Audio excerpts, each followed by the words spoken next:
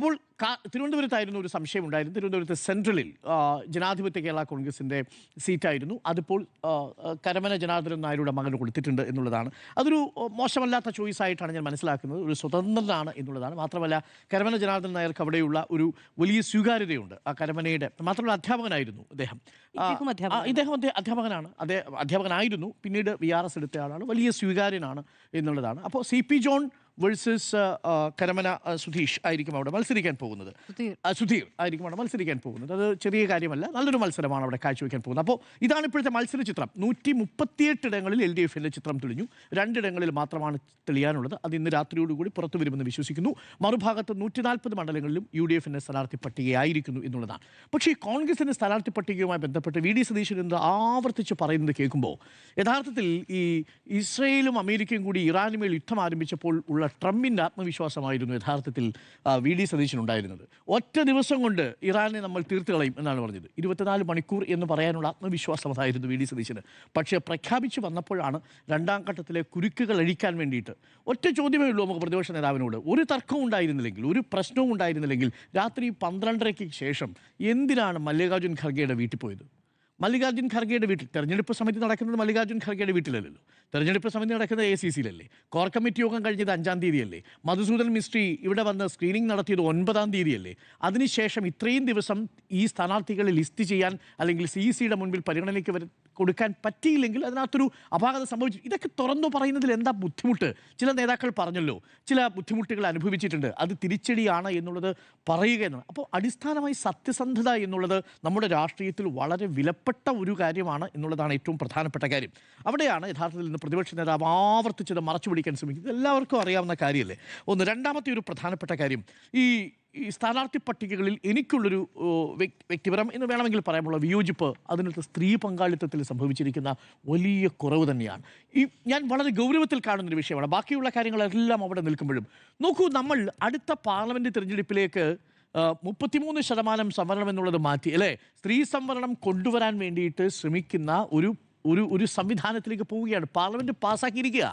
അടുത്ത ലോക്സഭാ തിരഞ്ഞെടുപ്പോ അതല്ലെങ്കിൽ തൊട്ടടുത്ത ലോക്സഭ 10 വർഷത്തിനുള്ളിൽ നമ്മുടെ കോൺഗ്രസ് ആണ് കൊണ്ടുവന്നത്. എന്നിട്ട് കോൺഗ്രസ് പ്രഖ്യാപിച്ച 92 സീറ്റുകളിൽ എത്ര പേർക്കാണ് കൊടുത്തിരിക്കുന്നത് അറിയുമോ? 10%. 9 പേർക്ക് മാത്രമാണ് കൊടുത്തിരിക്കുന്നത്. 9 പേർക്ക് മാത്രം. CPMൻ്റെ കാര്യം വ്യത്യസ്തമൊന്നുമല്ല.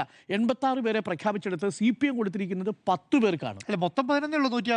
നോക്കൂ, 140 UDFിന്റെ സ്ഥാനാർത്ഥി മൊത്തം 11 മാത്രമേ ഉള്ളൂ. പക്ഷേ CPIയുടെ കാര്യത്തിൽ കുറച്ചുകൂടി ഭേദമാണ്. CPI 25 സ്ഥാനാർത്ഥികളിൽ 5 പേരെ നിർത്തിയിട്ടുണ്ട് എന്നുള്ളതാണ്. BJP ഇതുവരെ പ്രഖ്യാപിച്ച 86 സ്ഥാനാർത്ഥികളിൽ എനിക്ക് തോന്നുന്നു ഒരു 13 പേരെ മറ്റോ നിർത്തിയിട്ടുണ്ട് എന്നുള്ളതാണ്. അപ്പോൾ ചുരുക്കത്തിൽ ഈ വനിതാ സ്ഥാനാർത്ഥികളുടെ സാന്നിധ്യം ഈ പട്ടിക പരിശോധിച്ചാൽ കുറയുന്നു അല്ലെങ്കിൽ കൂടുന്നില്ല എന്നുള്ളത് ഒരു രാഷ്ട്രീയ വിദ്യാർത്ഥി എന്ന നിലയിൽ നമ്മളെ അലോസരപ്പെടുത്തേണ്ട വിഷയമാണ്. ഇപ്പോഴും അത് നിൽക്കുന്നു എന്നുള്ളതാണ്. അതിൻ്റെ കാരണം എന്തെന്ന് അന്വേഷിച്ച് പോകുമ്പോഴാണ്. അത് മാത്രമല്ല, സാമുദായികമായിട്ടുള്ള പ്രാതിനിധ്യം ഇതിൽ പലതിലും പാലിക്കപ്പെട്ടിട്ടില്ല എന്നുള്ളത് കാണാം. കോൺഗ്രസിൻ്റെ പട്ടിക എടുത്തു നോക്കുമ്പോൾ കൗതുകകരമായ ഒരു കാര്യം കാണാൻ കഴിയുന്നു. ഞാൻ ഓരോ പട്ടികയിലെ ആളുകളെയും എനിക്ക് സാധ്യമാകുന്ന അത്രത്തോളം ഞാൻ വിളിച്ചു ചോദിച്ചു. മീൻസ് അവിടെ നമ്മുടെ ബ്യൂറോകളുമായിട്ടും അതല്ലാതെയും ബന്ധപ്പെട്ടപ്പോൾ 25-ലധികം സ്ഥാനാർത്ഥികൾ സ്വന്തം മണ്ഡലത്തിൽ നിന്ന് പുറത്താണ്. ഇപ്പോൾ മത്സരിക്കുന്ന മണ്ഡലങ്ങളിൽ നിന്ന് പുറത്തു നിന്ന് വന്നവരാണ് 25 പേരിലധികം.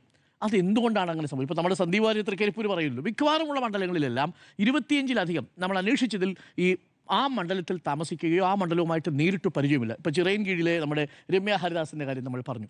ഇതെന്തുകൊണ്ടാണ് ഇത് സംഭവിക്കുന്നതെന്ന് അന്വേഷിക്കുമ്പോഴാണ് ഇതിലെ സമവാക്യങ്ങളും എന്താണ് യഥാർത്ഥത്തിൽ ഇതിൽ വിന്നബിലിറ്റി എന്ന് പറയുന്നൊരു ഫാക്ടറുണ്ട്. 3 പ്രധാനപ്പെട്ട കാര്യങ്ങളാണ് കോൺഗ്രസ് ഈ സ്ഥാനാർത്ഥി നിർണ്ണയത്തിൽ പരിഗണിക്കേണ്ടിയിരുന്നത്. ഒന്ന്, അത് കനകോലു പറയുന്നത് എന്താ, വിന്നബിലിറ്റി മാത്രമായിരിക്കണം മാനദണ്ഡം. ഇപ്പോൾ വിന്നബിലിറ്റി എന്നാണല്ലോ പറയുന്നത്. എൽദോസ് കുന്നപ്പള്ളിയെ മാറ്റി നമ്മുടെ മനോജ് മുത്തേടനെ കൊണ്ടുവരുന്നത് വിന്നബിലിറ്റി എന്നാണ് പറയുന്നത്. യഥാർത്ഥത്തിൽ വിന്നബിലിറ്റി ആണോ ഇവിടെ ഉണ്ടായിരുന്നത്?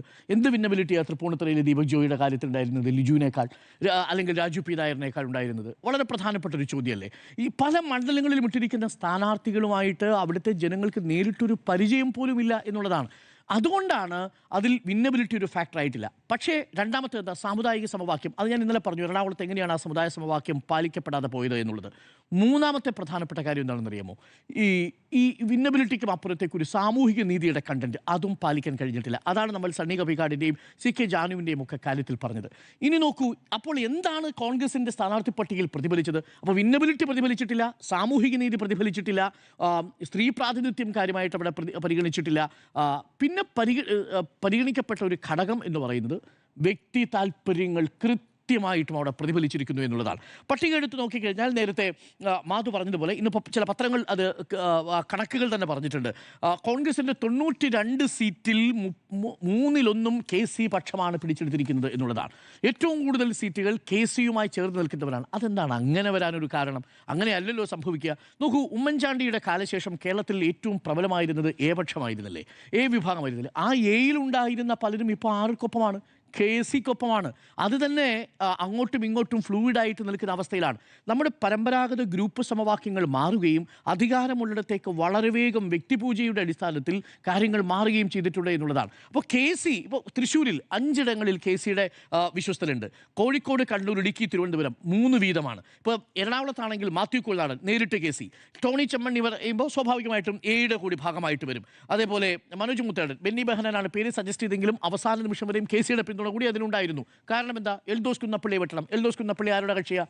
രമേശ് ചെന്നിത്തലയുടെ കക്ഷിയാണ്. അപ്പോൾ രമേശ് ചെന്നിത്തല എൽദോസ് കുന്നപ്പള്ളിക്ക് വേണ്ടി വാദിച്ചു. ജോസഫ് വാഴയ്ക്കിന് വേണ്ടി വാദിക്കാൻ സമയം കിട്ടിയില്ല, അഥവാ വാദിച്ചത് അത്ര ശരിയായില്ല. അപ്പോൾ ചുരുക്കത്തിൽ എന്ത് സംഭവിച്ചു? എൽദോസ് കുന്നപ്പള്ളിയും പോയി, ജോസഫ് വാഴയ്ക്കിനും പോയി. രമേശ് ചെന്നിത്തലയുടെ കാൻഡിഡേറ്റ് ആയിരുന്നു. ജോസഫ് വാഴയ്ക്കിന് എന്തായിരുന്നു അയോഗ്യത? ഏറ്റുമാനൂരിൽ മത്സരിക്കാൻ ജോസഫ് വാഴയ്ക്കിന് എന്തായിരുന്നു അയോഗ്യത? ഇനി അതല്ലെങ്കിൽ കാഞ്ഞിരപ്പള്ളിയിൽ മത്സരിക്കാൻ എന്തായിരുന്നു അയോഗ്യത? 1 ലക്ഷം പോസ്റ്റ് നേരത്തെ സ്മൃതി പറഞ്ഞതുപോലെ അടിച്ചു വെച്ചേക്കുകയാണ് ഈ പറയുന്ന ജോസഫ് വാഴയ്ക്കൻ. ഇതാരാ ആ പണം തിരിച്ചു കൊടുക്കും? ജോസഫ് വാഴയ്ക്കനെ സംബന്ധിച്ച് അത്ര വലിയ സമ്പത്തുള്ള കുടുംബത്തിൽ നിന്ന് വരുന്ന ആളല്ല. ഇന്ന് കണ്ണ് നിറഞ്ഞുകൊണ്ടാണ് ജോസഫ് വാഴയ്ക്കൻ. പക്ഷേ വൈകാരികമായ ഒരു ഷോ ഓഫിനൊന്നും ജോസഫ് വാഴയ്ക്കൻ നിന്നില്ല. ജോസഫ് വാഴയ്ക്കൻ വളരെ സത്യസന്ധമായി പറഞ്ഞു, എനിക്കിതിനകത്ത് വിഷമമുണ്ട്, പക്ഷേ പാർട്ടി എൻ്റെ അമ്മയെപ്പോലെയാണ് എന്നാണ് ജോസഫ് വാഴയ്ക്കൻ പറഞ്ഞത്. അപ്പോൾ ഇവിടെ വ്യക്തി താല്പര്യങ്ങൾ എങ്ങനെയാണ് ഗ്രൂപ്പ് സമവാക്യങ്ങളിൽ പ്രതിഫലിച്ചിരിക്കുന്നതെന്ന ചിത്രമാണ്. A ഗ്രൂപ്പിലെ 21 പേര്, ഏകദേശം നോക്കിയാൽ 21 പേരുണ്ട്.